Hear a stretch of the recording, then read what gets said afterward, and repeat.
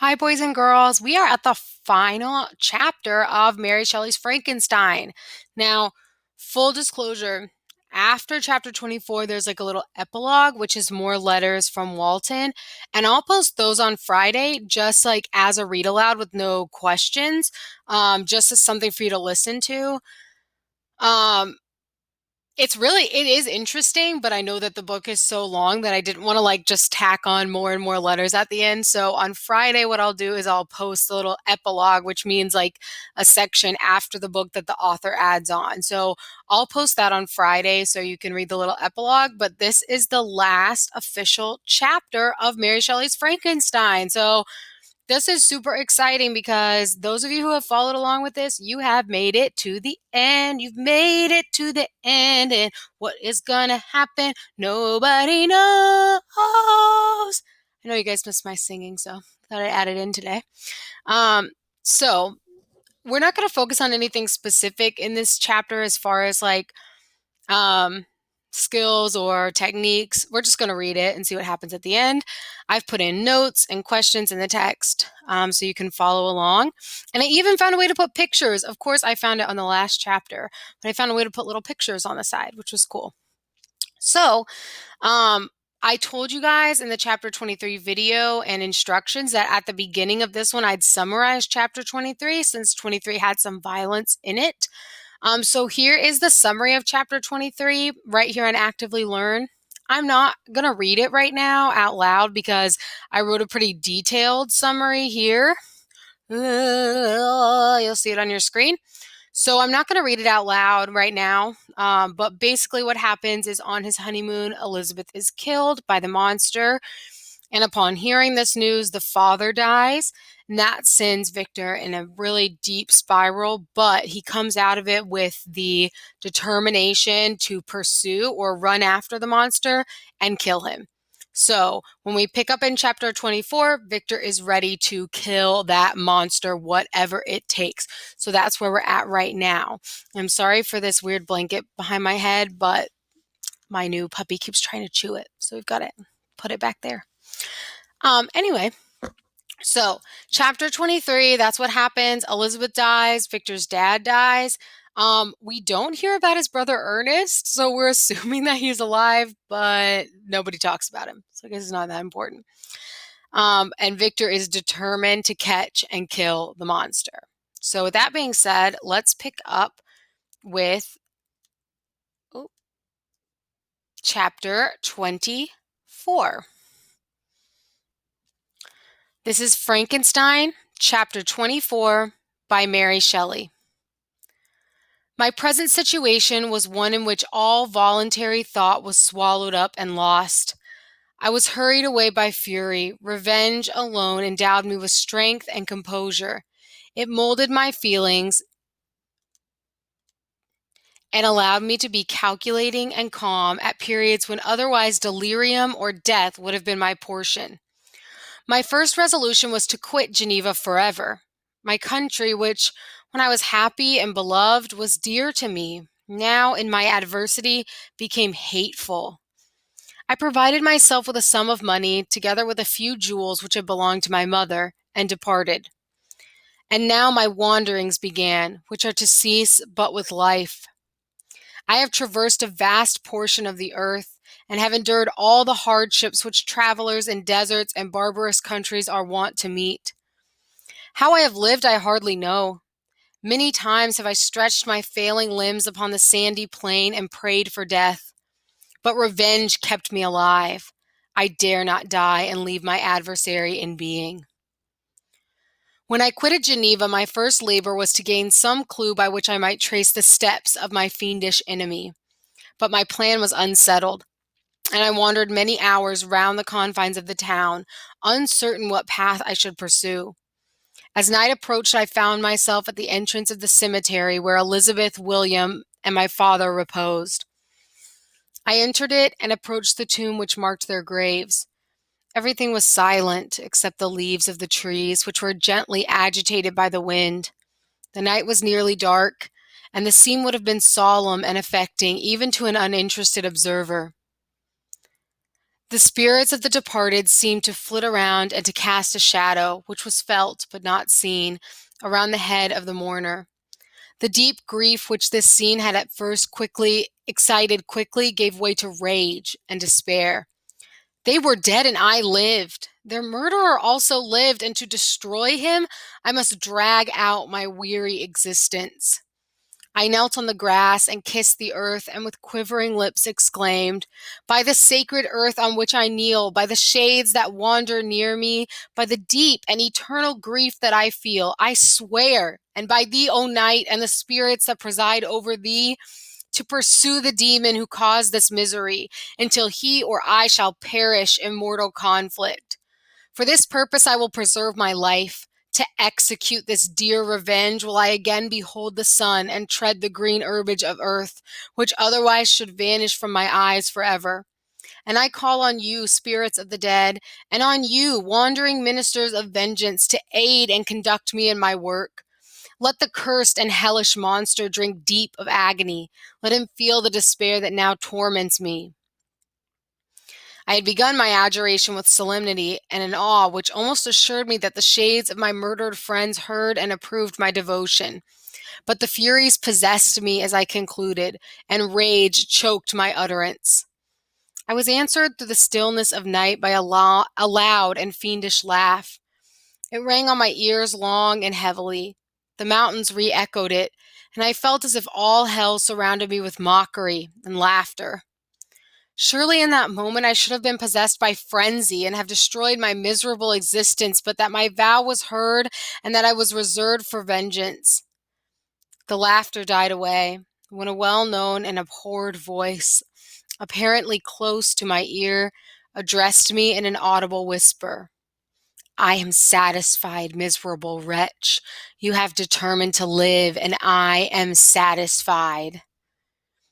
I darted towards the spot from which the sound proceeded, but the devil eluded my grasp. Suddenly the broad disk of the moon arose and shone full upon his ghastly and distorted shape as he fled with more than mortal speed.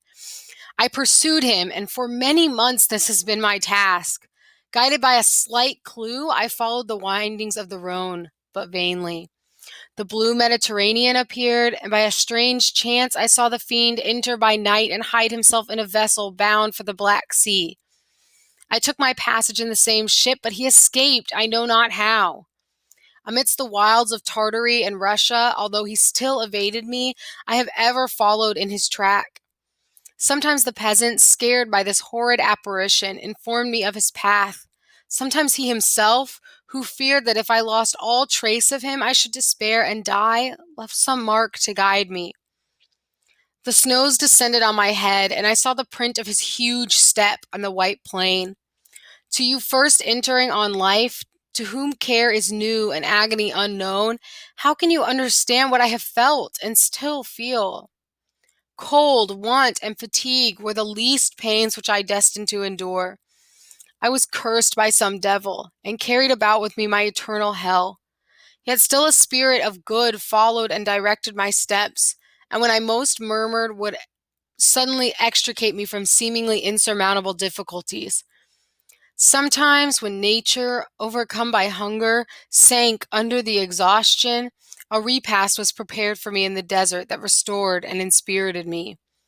The fare was indeed coarse, such as the peasants of the country ate, but I will not doubt that it was set there by the spirits that I had invoked to aid me. Often, when all was dry, the heavens cloudless, and I was parched by thirst, a slight cloud would bedim the sky, shed the few drops that revived me, and vanish.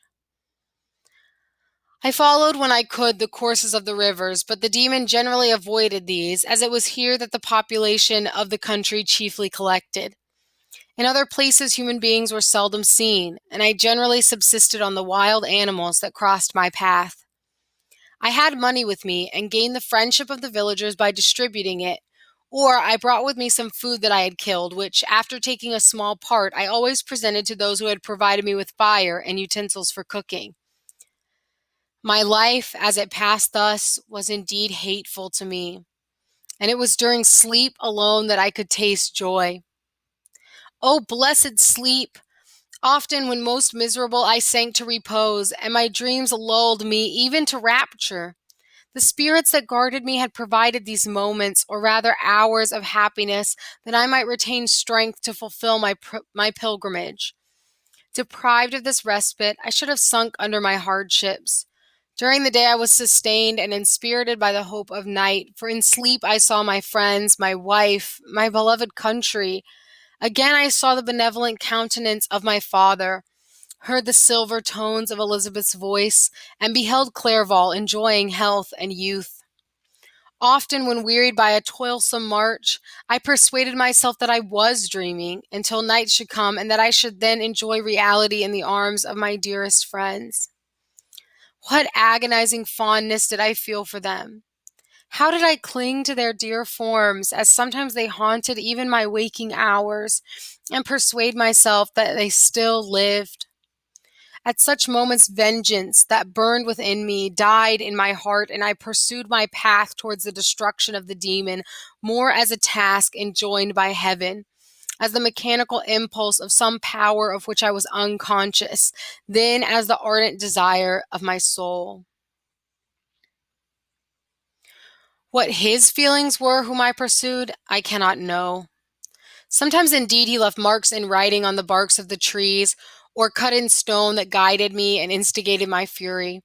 My reign is not yet over. These words were legible in one of the inscriptions. You live, and my power is complete. Follow me. I seek the everlasting ices of the north, where you will feel the misery of cold and frost, to which I am impassive. You will find near this place, if you follow not too tardily, a dead hare. Eat and be refreshed. Come on, my enemy. We have yet to wrestle for our lives, but many hard and miserable hours must you endure until that period shall arrive. Scoffing devil! Again do I vow vengeance. Again do I devote the miserable fiend to torture and death. Never will I give up my search until he or I perish. And then with what ecstasy shall I join my Elizabeth and my departed friends, who even now prepare for me the reward of my tedious toil and horrible pilgrimage. As I still pursued my journey to the northward, the snows thickened, and the cold increased in a degree almost too severe to support. The peasants were shut up in their hovels, and only a few of the most hardy ventured forth to seize the animals whom starvation had forced from their hiding places to seek for prey. The rivers were covered with ice, and no fish could be procured, and thus I was cut off from my chief article of maintenance. The triumph of my enemy increased with the difficulty of my labors. One inscription that he left was in these words: "Prepare, your toils only begin. Wrap yourself in furs and provide food, for we shall soon enter upon a journey where your sufferings will satisfy my everlasting hatred." My courage and perseverance were invigorated by these scoffing words. I resolved not to fail in my purpose, and calling on heaven to support me, I continued with unabated fervor to traverse immense deserts, until the ocean appeared at a distance and formed the utmost boundary of the horizon. Oh, how unlike it was to the blue seasons of the south! Covered with ice, it was only to be distinguished from land by its superior wildness and ruggedness. The Greeks wept for joy when they beheld the Mediterranean from the hills of Asia, and hailed with rapture the boundary of their toils. I did not weep, but I knelt down, and with a full heart thanked my guiding spirit for conducting me in safety to the place where I hoped, notwithstanding my adversary's jibe, to meet and grapple with him.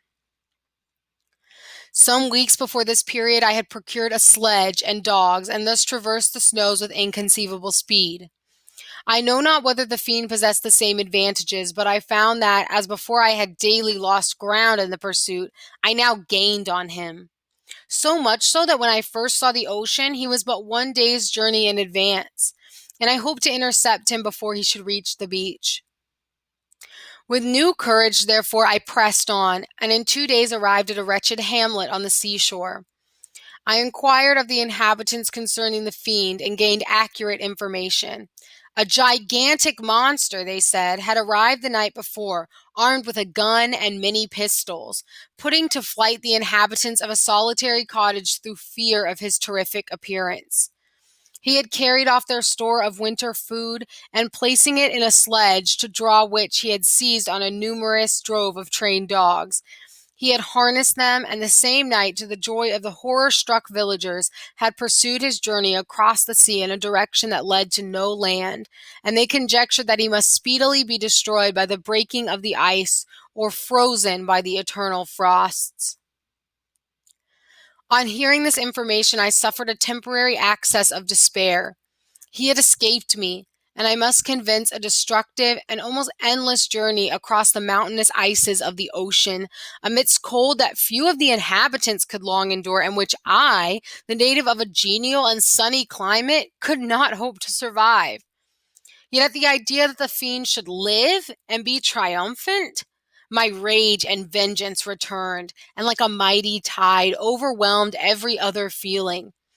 After a slight repose, during which the spirits of the dead hovered round and instigated me to toil and revenge, I prepared for my journey.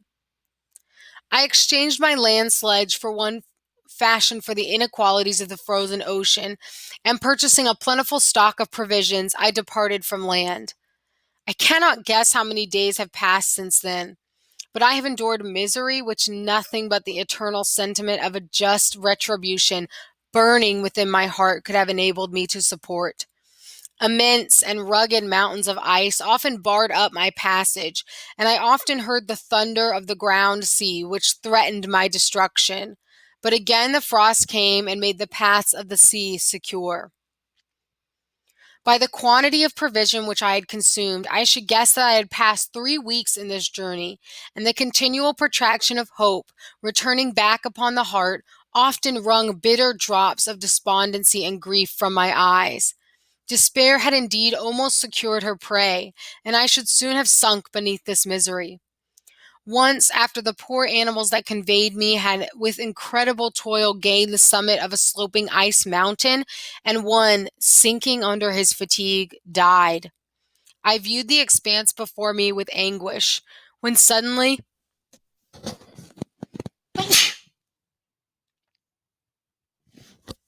Sorry, had to sneeze. I viewed the expanse before me with anguish, when suddenly my sneeze caught a dark speck upon the dusty plain. I strained my sight to discover what it could be, and uttered a wild cry of ecstasy when I distinguished a sledge and the distorted proportions of a well-known form within. Oh, with what a burning gush did hope revisit my heart! Warm tears filled my eyes, which I hastily wiped away, that they might not intercept the view I had of the demon. But still my sight was dimmed by the burning drops, until, giving way to the emotions that oppressed me, I wept aloud. But this was not the time for delay. I disencumbered the dogs of their dead companion, gave them a plentiful portion of food, and after an hour's rest, which was absolutely necessary, and yet which was bitterly irksome to me, I continued my route. The sledge was still visible, nor did I again lose sight of it, except at the moments when for a short time some ice rock concealed it with its intervening crags. I indeed perceptibly gained on it, and when after nearly 2 days' journey I beheld my enemy at no more than a mile distant, my heart bounded within me. But now, when I appeared almost within grasp of my foe, my hopes were suddenly extinguished, and I lost all trace of him more utterly than I had ever done before. A ground sea was heard, the thunder of its progress as the waters rolled and swelled beneath me became every moment more ominous and terrific. I pressed on, but in vain. The wind arose, the sea roared, and as with the mighty shock of an earthquake, it split and cracked with a tremendous and overwhelming sound. The work was soon finished. In a few minutes, a tumultuous sea rolled between me and my enemy, and I was left drifting on a scattered piece of ice that was continually lessening and thus preparing for me a hideous death. In this manner, many appalling hours passed. Several of my dogs died, and I myself was about to sink under the accumulation of distress, when I saw your vessel riding at anchor and holding forth to me hopes of succor and life. I had no conception that vessels ever came so far north and was astounded at the sight. I quickly destroyed part of my sledge to construct oars, and by these means was enabled with infinite fatigue to move my ice raft in the direction of your ship. I had determined, if you were going southward, still to trust myself to the mercy of the seas rather than abandon my purpose. I hoped to induce you to grant me a boat with which I could pursue my enemy, but your direction was northwards. You took me on board when my vigor was exhausted, and I soon should have sunk under my multiplied hardships into a death which I still dread, for my task is unfulfilled. Oh, when will my guiding spirit, in conducting me to the demon, allow me the rest I so much desire, or must I die and he yet live? If I do, swear to me, Walton, that he shall not escape, that you will seek him and satisfy my vengeance in his death. And do I dare to ask of you to undertake my pilgrimage, to endure the hardships that I have undergone? No, I am not so selfish. Yet, when I am dead, if he should appear, if the ministers of vengeance should conduct him to you, swear that he shall not live. Swear that he shall not triumph over my accumulated woes and survive to add to the list of his dark crimes. He is eloquent and persuasive, and once his words had even power over my heart. But trust him not. His soul is as hellish as his form, full of treachery and fiend-like malice. Hear him not. Call on the names of William, Justine, Clairval, Elizabeth, my father, and of the wretched Victor, and thrust your sword into his heart. I will hover near and direct the steel aright. The end.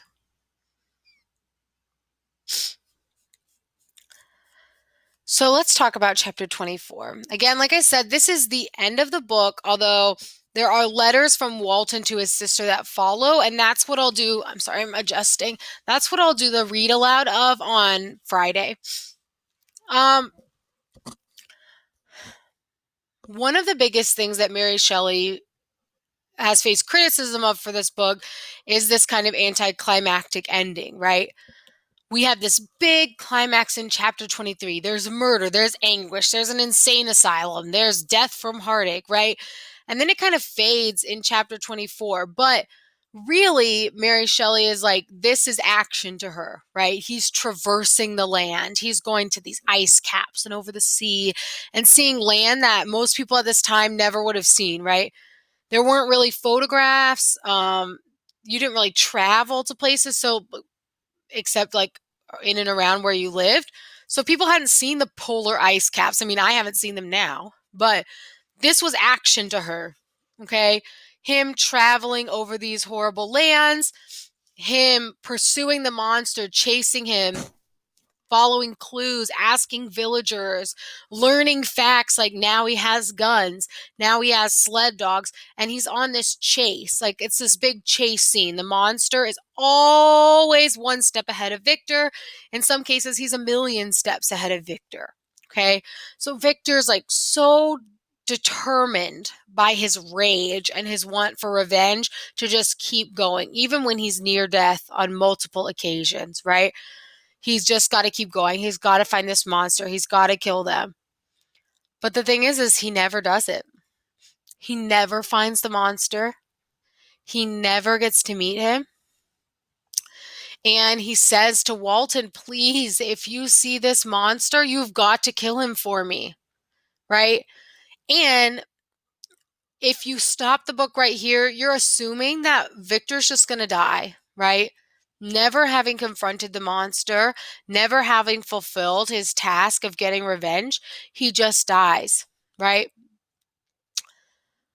One reason this is so difficult as a reader is we, just like Victor, we want that fulfillment. We want that moment where Victor can say, like, you killed my family and now I'm going to get you. But he doesn't get it. And I think the real question of this book, which I think you can probably already guess is going to be some sort of assignment next week once we finish the book, is Who is Mary Shelley is saying is the real villain here? Who gets the satisfaction at the end? Does Victor, our main character, get the satisfaction, or does the monster, right? The monster's getting what he wants. He's locked Victor in this lifelong pursuit. They're in this together. Now he kind of has a companion, right? Even though they're separate, Victor's doing this journey with him. So the monster gets what he wants in the end, and Victor is the one that dies and perishes. And that's flipped usually from what we see in a novel, right? Normally the main character gets what they want at the end, and the villain, right, loses. But we're seeing the opposite here. And you could just say, oh, well, she's just trying to switch it up. But you could also say maybe she doesn't see Victor as the hero of the story, right? One line I want to point out here, and I did put a note about it, that it's important. I'm sorry, my allergies are so bad. I'm sorry to like sniffle and sneeze into this microphone that you're having to listen to. I apologize. Um, this line right here, my life as it passed thus was indeed hateful to me. Okay. So he's talking about him sharing food with villagers and hunting for food and living off the land and traveling. It's important that Victor says this because, as you remember, Mary Shelley's a romantic. Living off the land and only having what you need, sharing with people, meeting new people in new villages, these are things she would have valued. That's a very simple life, and that's what the romantics wanted. Victor here saying that that simple life was hateful to him is a big red flag for us that maybe Mary Shelley's not too fond of this Victor guy. Okay. So this is again more evidence that maybe Victor is not the hero of our story. Okay. And this is one of those things where the ending of this novel is going to have a lot of opinions, right? Maybe you hate this ending and you think, I wanted to see them fight. I wanted to see them go blow to blow. And I either wanted Victor to kill the monster or the monster to kill Victor, right? That would be probably really satisfying. Or you could say, I love this ending because it continues this thing of like Victor's never going to get what he wants, right? He's never going to get what he wants. That's consistent throughout the whole novel, right?